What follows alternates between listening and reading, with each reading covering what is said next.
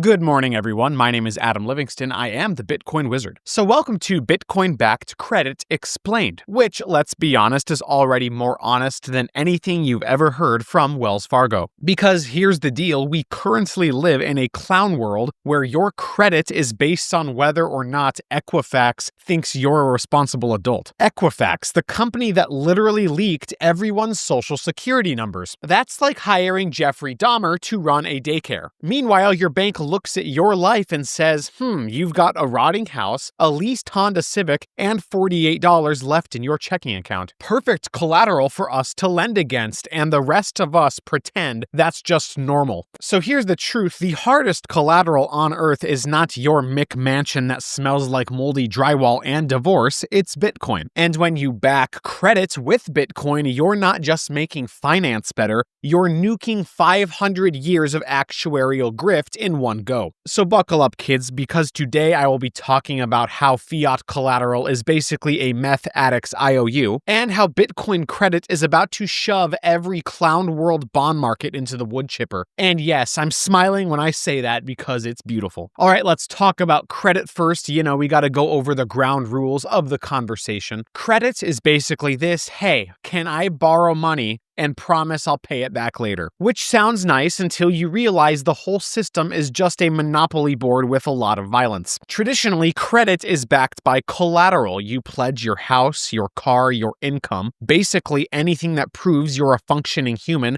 who hasn't completely given up. The bank says, if you don't pay us back, we'll take your house, we'll sell your car, we'll garnish your wages. And you go, great, where do I sign? The problem is that in fiat world, all collateral is dying. Houses rot, cars depreciate, your income is denominated in a currency that loses value faster than your grandma's memory. It's like securing a loan with a gallon of milk. Sure, that has value today, but give it a week and it smells like bankruptcy. Credit, as we know it, is just one giant trust exercise with people who would push you off the ropes course for a nickel. All right, here's where it gets fun. Amazon Prime, everyone in this room pays it. No one questions it. $15 a month. You call it a subscription, but let's be real. It's an insurance premium. Think about it. You're paying Amazon for the promise that when you order a USB charger at 3 o'clock in the morning, in your underwear, they'll eat the cost of flying that $9 item across the country in 2 days. That's not convenience, that is literally a claims payout. You're filing a claim with Jeff Bezos. Only works if Amazon's claims, the free shipping, stay cheaper than your premiums, the $15 a month. And if you've ever ordered a 60-pound bag of dog food to your doorstep for free, you know they're praying that you don't do it again. Because you're not a customer, you are a risk variable in Jeff's actuarial spreadsheet. The whole model is just insurance theater. Trucks, drivers, planes, warehouses, union disputes, all of it is risk. Prime isn't about shipping packages, it's about betting on whether gas prices spike, truckers go on strike, or Bezos can keep workers from unionizing by making them pee in Gatorade bottles. And the crazy part, we're all here for it. We love it. We brag about it. People flex. I've had Prime since 2012, which means you've just been paying the premiums for over a decade. Hopefully it's been worth it for you. But here is the more persuasive angle, I'll say. Amazon is literally mispricing risk the same way that the fiat system does. They pretend that the math will always work, that costs will stay low, that labor will always comply. But in reality, the whole thing is just a fragile house of cards waiting for one oil price spike or one pissed off warehouse worker to blow it up. So the takeaway, Amazon Prime is just a glossy insurance scheme. And like every fiat institution, it survives only as long as the illusion holds. And when you compare it to Bitcoin credit, it looks like a clown show with delivery trucks. All right, so let's take the scam to the big leagues itself, fiat collateral. In fiat world, everything backing your credit is fragile. Houses, they rot, they flood, they catch fire, they get taxed into foreclosure. Cars depreciate the second you drive them off the lot, and let's be honest, half the time you still owe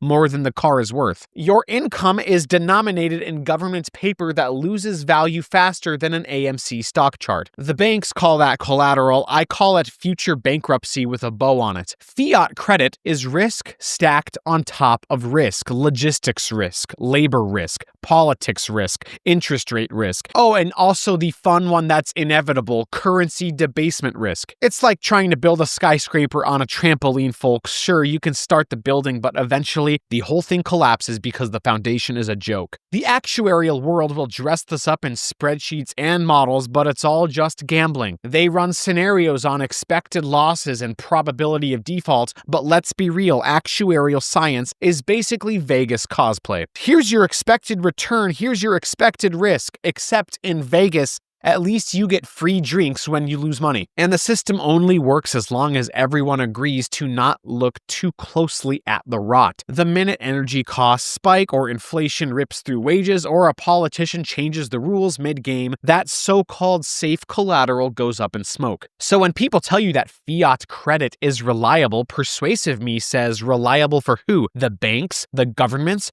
Sure, but for you, you're the one holding the bag when your collateral turns to dust. That's the fiat risk problem in a nutshell. It's collateral that pretends to be safe while decaying underneath you. And that's exactly why Bitcoin-backed credit isn't just better, it's the replacement, because you don't need to gamble when your collateral doesn't rot. So now let's talk about real collateral, Bitcoin. See, unlike your rotting house, your leased Toyota Corolla, or your salary that's being inflated into monopoly money, Bitcoin is incorruptible. It doesn't rust, it doesn't mold, it doesn't call in sick, it doesn't get divorced, and it doesn't ask for a raise. Bitcoin is the only collateral in human history that does not rot away while you're trying to pay off the loan. So think about it, gold was good for thousands of years until governments figured out how to lock it in vaults, slap IOUs on top, and leverage it into oblivion. Real estate was solid collateral until they started treating a suburban McMansion in Ohio like it was the Ark of the Covenant, levering it 20-1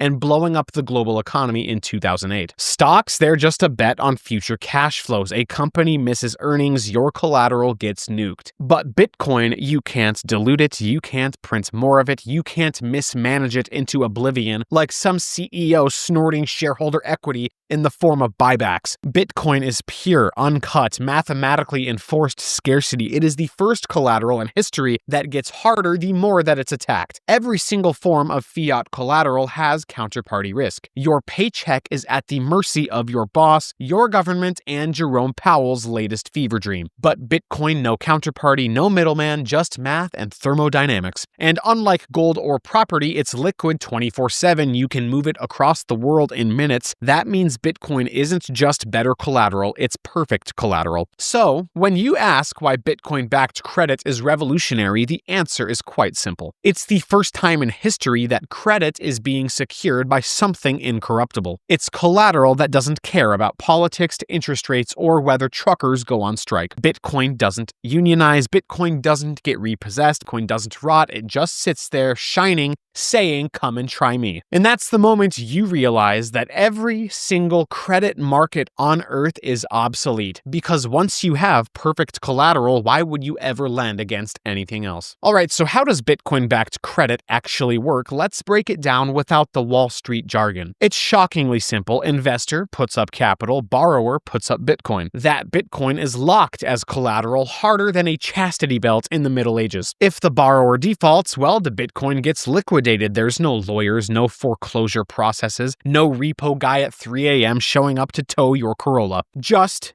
instant settlement. Now compare that to fiat credit. In fiat land, lending looks like a family Thanksgiving. Messy, unpredictable, and somebody's definitely going to jail. You've got counterparty risk, paperwork, liens, courts, and 10 different layers of middlemen siphoning fees. It's basically a bureaucratic opera where everyone gets paid except for you. Bitcoin-backed credit cuts all of that. There's no warehouses, there's no trucks, there's no actuarial cosplay where some analyst at JP Morgan tries to model out how many people might die in car accidents this year. It's just math securing the deal, okay? When you back credit with Bitcoin, the yield is secured by the hardest money on earth. Not by someone's decaying house, not by a company promising to hit their quarterly earnings, not by Jeff Bezos praying gas prices don't spike. It's secured by the one asset that has zero counterparty risk, that can't be inflated, seized, or faked. So what do you actually get with Bitcoin credit? You get cleaner, safer,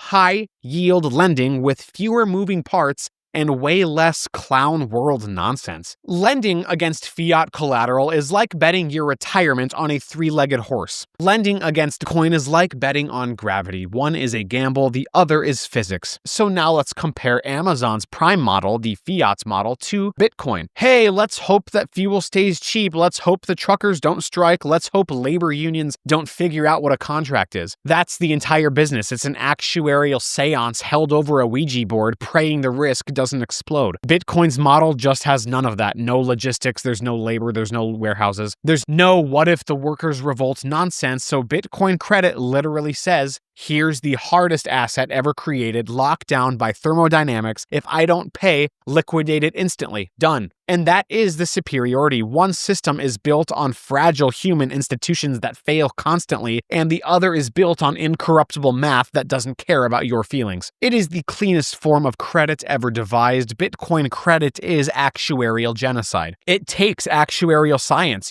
just 500 years of spreadsheets, premiums, and risk modeling, and throws it straight into the fire. That's why it's superior. One is gambling on infinite variables, the other is betting on a digital constant. So the next time someone tells you that treasuries are risk-free, ask them this: what is safer, a government IOU backed by a printing press, or the hardest money on earth backed by the laws of physics? Because once you've seen it this way, everything else looks like clown world collateral cosplay. So right now you might be thinking, hey Adam, cool rant, but is anyone actually doing this? Yes, in fact, Strategy, formerly MicroStrategy, is already running the play, and they're doing it with a suite of instruments that make the entire fixed income market look like a retirement home talent show. So here's the lineup. You have Strike, Strife, Stride, and Stretch. It sounds like alphabet soup, yes, but each one is basically a Bitcoin-backed credit weapon. They pay out yields that obliterate traditional bonds and treasuries. So let me put it bluntly, US treasuries are yielding what, 4%? You're lending money to a government that's $37 trillion in debt and prints dollars like it's running a counterfeit operation. That's your risk-free rate. Risk-free? Right. Totally. It's only risk-free if you believe a bankrupt empire is the safest debtor in history. So now if you compare that to Strategy, their credit instruments yield multiples higher, double or triple, and the kicker is that it's collateralized with the largest corporate Bitcoin stack on earth. So that means instead of backing your loan with decaying fiat promises, you're backing it with incorruptible liquid Bitcoin. Collateral that never defaults, it doesn't debase, it doesn't give you Janet Yellen speeches at 2 a.m. about temporary inflation. So if you want to frame this accurately, you'd say that bonds are low yields, they have high counterparty risk, and the collateral is literally an IOU from a bankrupt government. Strategy's credit is high yield, it's low systemic risk, and the collateral is Bitcoin. So if you're still choosing the bonds, you're basically the guy at the casino betting on the drunk at the craps table while ignoring the guy in the corner printing money with a 3D printer. And this is the truth. Wall Street is going to keep pretending the treasuries are safe because their whole system collapses if people realize they're not. But Strategy doesn't care. They're building an entirely new fixed income market, and the collateral is harder than anything the fiat world has ever touched. So when you see Strike, Strife, Stride, and Stretch, don't see letters. You see the first cracks in the entire bonds market's coffin, and it's beautiful. So here's the bottom line. Every credit market that you know, think mortgages, think bonds, think treasuries, think corporate debt, all of it is about to get eaten alive. Because once you have perfect collateral, you don't go back to clown world collateral. Why would anyone lend against a rotting house in Cleveland or a government that's $37 trillion in debt when they can lend against incorruptible Bitcoin? Why would you settle for 3% yield on treasuries when Strategy's instruments play out multiples of that with collateral that does not default? Fiat collateral is obsolete. The moment credit migrates to Bitcoin, the old system isn't just inefficient, it's unnecessary, and technically, that moment is already here. You can go buy these instruments now. So let me leave you with this. In the fiat world, credit is hope. Hope the government pays you back. Hope your house doesn't burn down. Hope that labor stays cheap. Hope inflation doesn't nuke your paycheck. In Bitcoin world, credit is no longer hope, it's certainty. Collateral so hard, so incorruptible, that the entire financial system looks like a child's lemonade stand in comparison. That's why Bitcoin-backed credit isn't just a new product, it's the endgame. Bet on math, not warehouses. Bet on Bitcoin, not bonds. And if you still think treasuries are safe, good luck explaining that when your grandkids ask why their inheritance is a pile of fiat dust while Bitcoin credit is building the future. Thank you so much for listening. My name is Adam Livingston. I am the Bitcoin Wizard. If you enjoyed this content, please like this video and subscribe to the channel. It really helps the algorithm spread the orange gospel to the masses. Have a terrific day. Class dismissed.